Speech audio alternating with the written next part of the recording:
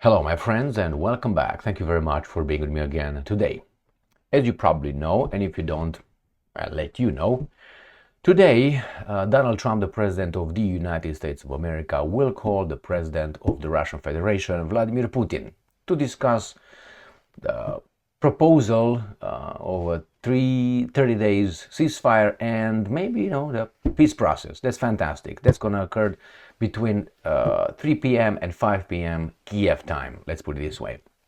In the meantime, we have some people who live in a, in a simulation. That's the new word I found. In a simulation, that's the European Union and their bosses. Who are their bosses? They are located in London. Unfortunately, yes, you can say, well, European Union, London, these guys not in the same unit. Well, I will explain. So we have here a few baboons who really don't want peace in Ukraine. And it's not the Americans, or at least the Americans trying to make peace to a certain extent. These guys here, they want war. And I have a few baboons here making some, as they call it, absurd statements and demands. And that's the Prime Minister of Great Britain. Then you have Macron. Then you have the Foreign Minister of Poland, Mr. Sikorski.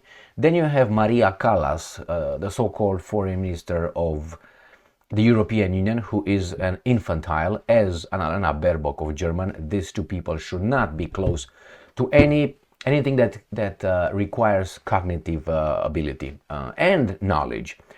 Knowledge like information, cognitive ability and knowledge. As Liz Truss, the same. These three are the most baboonish foreign ministers I've ever saw. And then we find out what the Russians really want in Ukraine, and these guys have been ignoring it. But now, little by little, the media operatives are bringing it back. Why? Because they ignored this aspect in making a point or making a Russian argument. That is, we've been fed this narrative. Russia invaded Ukraine unprovoked and unjustifiable. That means they were not provoked, so they were just baboons, and the other one, they can't justify. It's unjustifiable. Did you ask them? Yes, they asked them. We know what happened in 2021 and 2022, January and February. We know. But they choose to prevent us or to promote the arguments of the Russians. Why, or reasons why the Russians say they had to go in. Now they come back to it. It's very interesting. And then, obviously, we're going to discuss later the phone call between Donald Trump and Vladimir Putin. So let's start with United Kingdom, which I think is the hydra of all this in Europe. Is the head office, the communication center, the nut over there that takes care of things. And behind them are the same profiteers. And it seems like they don't get along with Donald Trump. That's the only thing. So, here. Ukraińska Prawda. Starmer ready to deploy troops in Ukraine indefinitely. So a country called United Kingdom says that it's ready to deploy its troops in another country indefinitely. All right. Well, if you say that's okay, then let's say Russia will deploy troops, let's say to Netherlands or to northern France. Okay, just across from Great Britain. I guarantee you, Great Britain will have no problem with that. But my question is, why? Well, do you have interests? If you tell me about the peace, I don't think so. I don't think these guys want peace. Nevertheless, indefinitely. So when they say Russia has an imperialistic view, I think the British Empire is very frustrated for not being an empire anymore after Mr. Churchill bankrupted after 1945. Hey, but we won the war, okay? But in the meantime, we gave Poland to the Soviets, but we didn't give it to the Nazis. Good job, Great Britain. Maybe your grandfather, or maybe your father, or maybe great-grandfather was involved in that war to stop Hitler from taking Poland. But hey, your guys gave it without war to Soviet Union. Excellent. Why? Who were riding high in Soviet Union? Not the Germans, not the Europeans, someone else. Oh, Djugashvili was European. If you consider Georgian European, then yes, Djugashvili, Mr. Stalin, was European, but others ain't Europeans. All right, so that's the first one. They want indefinitely. So let's see how much they think they could handle. And what if the Russians let's say, have a problem with the 10,000 Western peacekeepers in Ukraine. Do you think they're going to fight Russia? I think that's the goal. So 10,000 Western peacekeepers in Ukraine aren't enough, but could still deter Russia, Ukrainian MP. So they say with this Macron, who's not sending his children, that I don't think he has, he's not going to send his children to be peacekeepers. No, they're going to send your children and send you maybe. Well, it's not enough 10,000, but it will just deter. So that means these guys want war with Russia. Do you know what war with Russia is? And let's say Russia is losing a conventional war. It's going to be a, speed dial call to nuclear war. That's it. So they want at least 10,000. All right, Western. Why Western? That's NATO. That's exactly what the Russians stated that they want to prevent. And let me show you what the European Union wants to do next. Ukrainska Pravda. European Union plans to provide Ukraine with additional 40 billion euros. That's about $43 billion in defense aid. That's not aid. Someone pays for it. Who's going to be the guys who's going to pay? You, your children, grandchildren. That's who's going to pay. It's not aid. There's nothing coming out of nothing over there. It must come from somewhere. Right? You're not eternal like divinity or something. All right, so we say, oh, that's a free meal. There's no such a thing, my friends. The European Union has brought political support for the Defense Initiative for Ukraine, which provides for additional military aid worth of 40 billion. So that means the arms manufacturing companies will get fatter. That's the whole thing. And the bankers and the energy industry. Next one, Maria Kallas, right here. This Kallas is just an infantile. She doesn't know shit. That's the problem. Well, she is the chief diplomat of the European Union. How? How do these guys hire these people, appoint these people? She was appointed. How? I mean, I listened to her speak. I saw her speak. I'm sorry, she's a 3 out of 10 in diplomatic terms, or maybe even worse. How? I mean, she's supposed to be the foreign minister of the European Union. This is a joke. This is a joke. That's why these guys live in a simulation.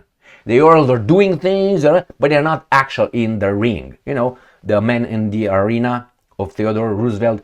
I want you to listen to that little speech. It's not recorded, but it's other people narrating it. So I made a video, I don't know, like 2.5 years, the man in the arena. They're not the men in the arena. They're the women. Some are outside cheering. All right, that's what they are. We're gonna do this. We're gonna do this. That's all you're gonna do. You're gonna be stopping to. We're gonna do. You're not gonna do shit. You're gonna do talking. That's what you're doing. That's why they live in a simulator and simulation. All right, let's see what the Ukrainians want. And what do you think they want? Do you want to stop the war? No, they want to defend themselves, right? Business Insider. Ukraine made a new version of its Neptune missile for strike deep into Russia. It's already put into work. So why do you think the Ukrainians want a Neptune missile to hit deep inside Russia? What would be the goal of doing that? I think there's at least 2. I would say 3. 1, Moscow. Moscow will be hit. Kerch Bridge and St. Petersburg. I guarantee you these 3 locations will be hit with this. Why? In self-defense. So this version, Kiev has new weapons that reach of over 600 miles and has already been used in combat.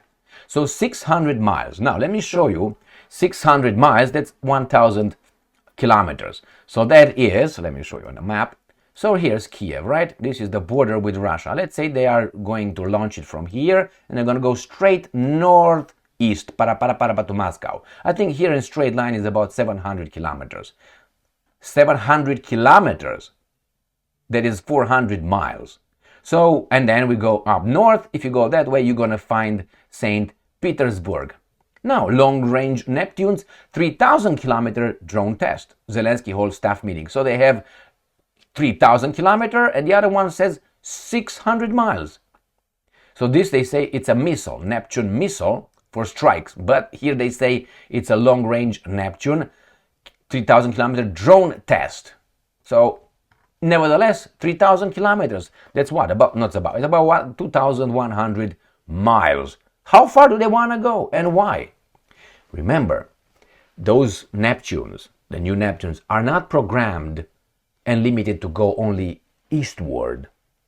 Okay? So if the guys are really in charge of Ukraine and they get upset with the Western Europe, right, or someone gives them an order, those missiles that are right now are pointed or will be pointed towards Moscow could be just turned around 180 towards, I don't know, Berlin, Paris, London, whatever they strike. With 3,000 kilometers, they go to the Atlantic Ocean.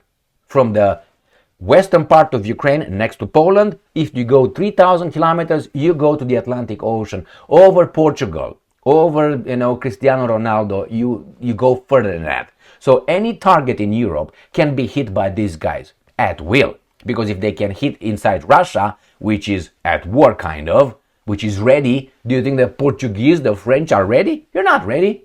So that means they're gonna f you up. So think about it. Whenever you make them unhappy, they can change. Oh, okay, zoop. Besides sending them squads over there, and squadrons and all that, they have drones, they have javelins. You can take that next to London and you take care of whomever you want, wherever you want. What are you talking about? So, and you're gonna see this coming. I predicted that. After the war is over, you're gonna see that coming. Next one. We have a baboon here, a guy who doesn't work for the Polish nation. His name is Mr. Sikorski, Radoslav Sikorski. All right, go and look at his bio. I'm not going to go over it. He's married with Miss Anne Applebaum. Yes. And so on. You can go and see who opened door for Mr. Sikorski. He doesn't work for the Polish people. That's my personal opinion as a free human being. Opinion and assessment. All right, and now we have what he says. Look, listen to this. Polish foreign minister says Trump must force Putin to give up absurd demands on Ukraine. So this guy right here, not an imbecile, but a weasel. So he says a guy of another country, an important country, sorry, says that Trump must force Putin. How can Trump force Putin? If you tell me sanctions, they're already done with the sanctions. The other sanctions will hurt United States more than it already does. So the sanctions, not really. You know why? Because they don't have that much power. They show the limitation already. So the sanctions are gone. What, are you going to attack Russia? They have nuclear weapons. So how exactly Trump will force Putin? And besides, Mr. Sikorski, this is not a very democratic and very open and free way of debating and solving problems. Where were you? You were not a prime minister then, but where were you in 2021 when the Russians were trying to discuss diplomatically the problem in Ukraine? Where were you? Oh, I know where you were waiting for the Russians to attack Ukraine unprovoked and unjustifiable. That's exactly where were you, in that location. So you can force him, but you say that as a foreign minister, that means he's the top diplomat. How will you force Putin? Why don't you force him, Sikorski? Why don't you bring some divisions over there and you say, you know what, we're going to force you? Why not you? Oh, because you're weak? Okay, but you're on the sidelines again like those women. Get in the arena. No, because you're going to get maybe knocked the fuck out. You know that, but you're big mouth like the Baltic states. Go in. Why don't you go in, homie? I'm just kidding. Not. And he says, give up absurd demands on Ukraine. What are the absurd demands, Mr. Sikorski? Well, everything. Why? Remember, they attacked unprovoked and unjustifiable. That's the absurdity. Did you bother to find out why they entered? They told you exactly. You kill our Russian connationals, ethnic Russians in the East Ukraine. We're going to enter there. We're going to defend them as the Americans defended the people in Texas. In what? In 19th century. When they got Texas independent and then they destroyed half of Mexico. We're going to do that. And by the way, while we are at it, we're going to do what Adolf did in Czechoslovakia. The same thing. No, they did the same thing. Is that right? Well, if it was right for those guys, then it's right for these guys. That's first. Then, Russia has spheres of influence. Unlike Poland, which is a smaller country then, you know what I mean? It has spheres of influence. We like it or we don't like it. That's a reality. And they will have those spheres. You know what? Because they will make them. Like right now. Do you think Trump goes to talk to Putin because he likes Putin or he's a KGB agent or he's just a baboon? No, he realizes that this is not a winnable war right now, the way it is. Unless you want an atomic bomb. You want an atomic war? I don't think so, Sikorsky. So where is that power? How are you going to force it? These guys have a war mentality, and he's the diplomat. You have to use your flair, you have to use your, abilities, and no. And let's see what the Russians want. The main reason why Russia got into Ukraine, I know, undefendable, unreasonable, illogical, and all that. Russia wants ironclad guarantees that Ukraine will be barred from NATO.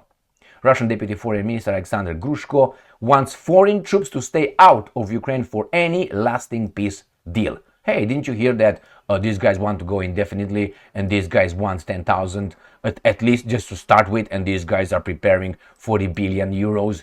Did you hear that? And these guys are preparing the long strikes. So, and this baboon, you gotta force him. Just a chutzpah to talk to Putin like that. Now, let's put Putin to the side. To a Russian leader, the guy in charge of Russia. Russia is not Poland, right? I'm talking right now as Kamala Harris. Europe is a country over here, and this is bigger than that. Okay, all right, stop.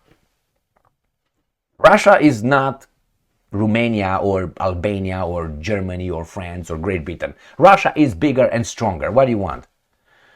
You're gonna stop it. Who? Sikorsky and Anna Applebaum? Is that her name? All right, so it's clear these guys want ironclad guarantees.